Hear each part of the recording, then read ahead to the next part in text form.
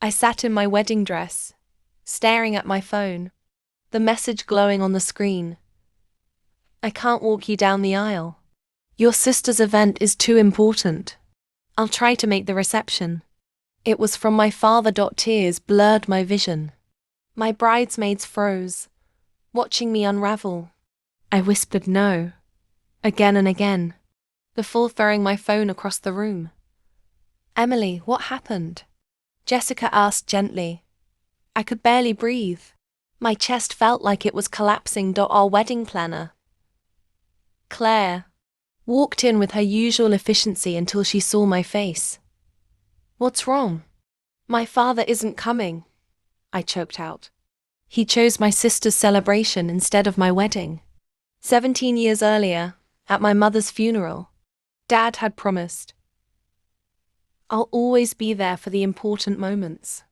You and I are a team now. What a lie. He seemed happy when I set the wedding date 9 months ago. He swore he would walk me down the aisle.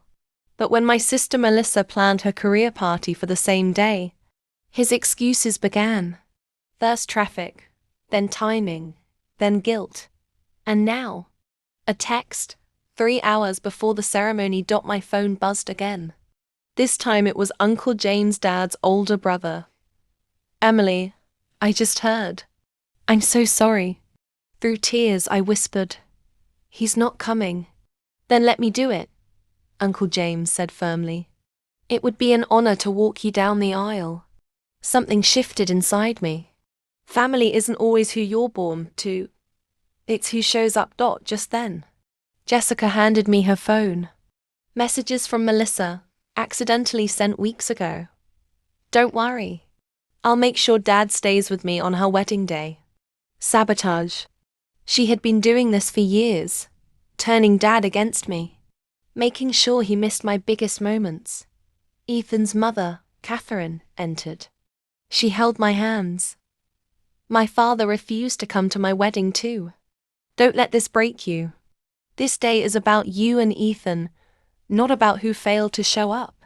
Her words sank deep. For years I had been chasing my father's approval, and all it brought me was heartbreak. Uncle James arrived. Tuxedo slightly wrinkled, but his eyes full of love. He handed me a velvet box. Inside was a pearl necklace, his mother's. My grandmother's. Your family, Emily. Real family. Tears spilled down my cheeks as he clasped it around my neck. As the string quartet played, my bridesmaids walked ahead. Then it was just Uncle James and me. I've never been more honored than I am right now, he whispered, offering his arm. And in that moment, I realized, true family is not about blood, but about who stands beside you when the world falls apart. When the doors opened and the music swelled, I was no longer the abandoned daughter. I was the bride, walking toward love, hope, and a future of my own choosing. We step forward together into the sunlight. The guests rise as white rose petals flutter. In the breeze, each step feels heavy with meaning. Martin's arms steady beneath my hand, his pace matching mine. Halfway down the aisle, I see Ethan. His eyes lock on mine, tears falling not from pity, but gratitude. His parents beam with pride. Catherine, who helped me earlier, nods with encouragement. At the altar, Martin turns to me, the scent of his familiar aftershave surrounds me with love. He places my hand in Ethan's palm. The celebrant begins the ceremony, honoring the bond Martin has shown, reminding everyone that family is not only blood but choice. Some of my father's relatives shift uncomfortably, but I don't care. This day belongs to those who came. Vows are exchanged, rings placed to kiss seals. Our promise later. The DJ announces us as Mr. and Mrs. Ethan Carter, escorted by Uncle Martin. Applause fills the room. The reception sparkles with lights and flowers. When the father-daughter dance begins, dread fills me, but Martin steps forward, offering his hand. We sway. As he whispers, there's no need for thanks among family. Ethan soon cuts in, spinning me away. Just then my father Robert appears at the entrance, wearing a poorly fitted suit, scanning the room. Ethan murmurs he came after all, too late. I reply calmly, some moments cannot Be reclaimed, Robert lingers at the edge. Martin greets him, but I focus on Ethan when Robert finally approaches me. He mutters excuses about traffic. I remind him I was getting married before he can defend himself. Cousin Daniel interrupts, showing proof that Marissa manipulated him, changing her party times to keep him from my wedding.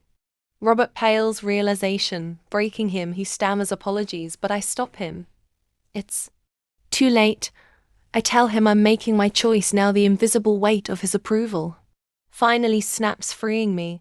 Martin leads him aside while I return to Ethan, supported by the family that chose me. The night continues, filled with joy, not absence. 1 year later, we celebrate our anniversary at Ethan's parents' home, sunlight streaming through the windows. My hand rests on my growing belly. Catherine toasts to our future. Gregory shares a photo album of family moments.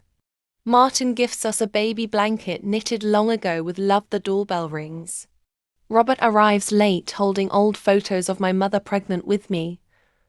He admits his failures, asking for a chance to be present now for my child.